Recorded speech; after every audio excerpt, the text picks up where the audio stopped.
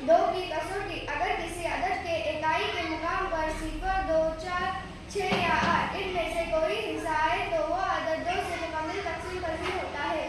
3 की कसौटी, अगर किसी अदद के तमाम हिस्सों की जमा 3 से तकसीम पजीर हो तो वह अदद 3 से मुकम्मल तकसीम पजीर होता है। 4 की कसौटी, अगर किसी अदद का इकाई और दहाई से बढ़ने वाला अदद 4 से तकसीम पजीर हो तो वह अदद 4 से मुकम्मल तकसीम पजीर होता है। 5 की कसौटी, अगर किसी अदद के इकाई के मुकाम पर 0 या 5 इनमें से कोई हिस्सा आए तो वह अदद 5 से मुकम्मल तकसीम पजीर होता है। 6 की कसौटी, अगर कोई अदद 2 और 3 से तकसीम पजीर हो तो वह अदद 6 से मुकम्मल तकसीम पजीर होता है।